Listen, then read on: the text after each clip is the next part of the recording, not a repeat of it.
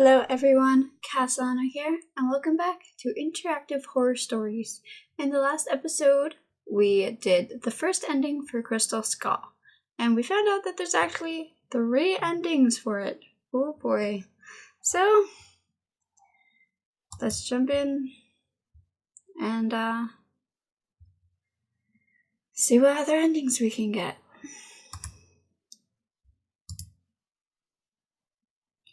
Being a king is hard. Being a good king is even harder.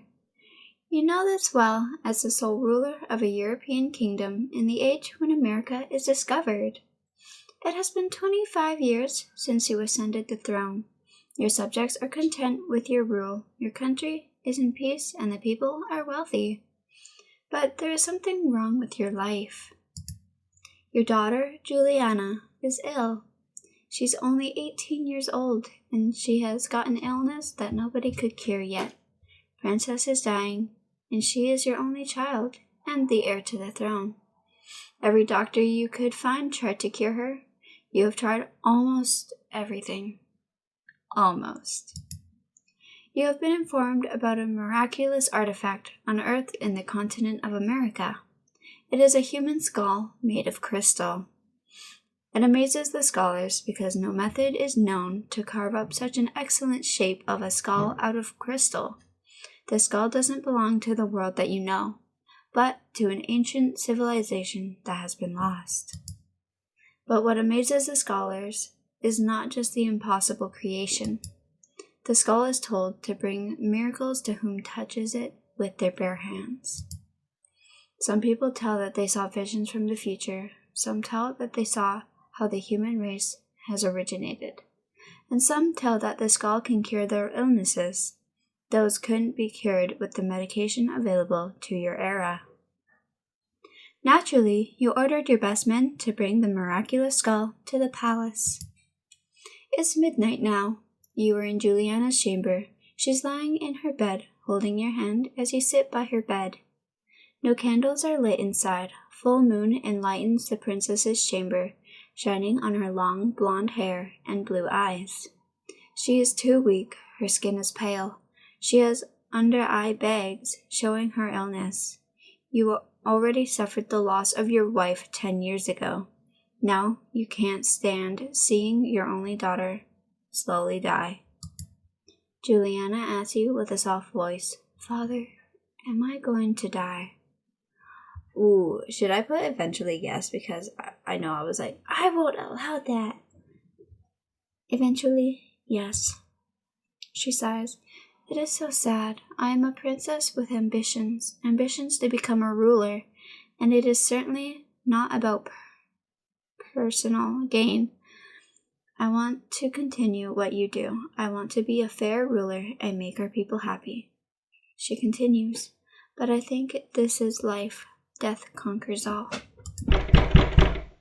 The door of the chamber is knocked on. The servants generally don't disturb the royal family members at night, so it must be something important. Come in. A brunette boy, one of your servants, gets inside the chamber with politeness. He looks at you and says, "Your Majesty, the artifact has been brought. You had been waiting for this moment for a long time." Go to the artifact. At the exit of Juliana's chamber, you see Sir William, one of the knights who were appointed with the task of bringing the ancient skull. He is a strong man with black hair and a round beard. He wears gloves and holds a bag.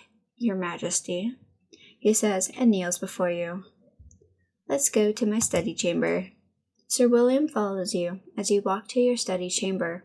The chamber is well lit with silver candelabras.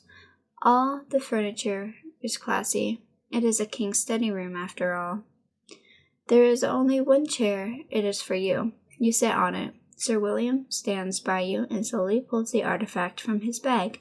You push the books on the study desk to open space for the artifact. "Here it is," he says, and gently puts the crystal skull on the study desk. The skull is truly a masterpiece. If it is crafted by humans, all the details of a human skull are imprinted with care on raw crystal. Lights coming off from the candles are refracted inside the crystal, gaining various colors of a rainbow. It's magnificent, but you sense something sinister. Touch the skull! As you are about to touch the skull, Sir William holds your hand and prevents you from touching the skull. Your Majesty, I think I need to tell you something about the skull before you touch it. The day we were about to leave, a native man came to us. He looked like the chief of his tribe. He knew little of our language, but he shouted some words that we could understand. Cursed. No touch. So, we haven't touched the skull with our bare hands again.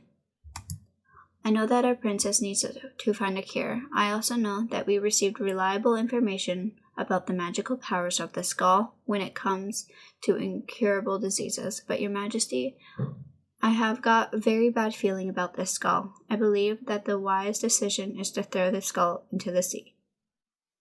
I trust your insight. I am glad that you agree with me, Your Majesty. So he packs the crystal skull back into the bag. You two get outside the palace and get on your horses to ride to the docks. When you reach the docks, Sir William finds stones and fills the bag with it. Then he throws the bag, your only hope for curing Juliana, to the bottom of the dark sea. I know how hard it must be, but maybe this is the best for all of us. You hope that he is right. The end.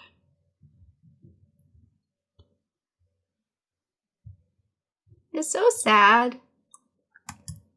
Alright, so that was the second ending for the first Crystal Skull. Anyways, thank you guys so much for watching, and I'll see you next time. Bye!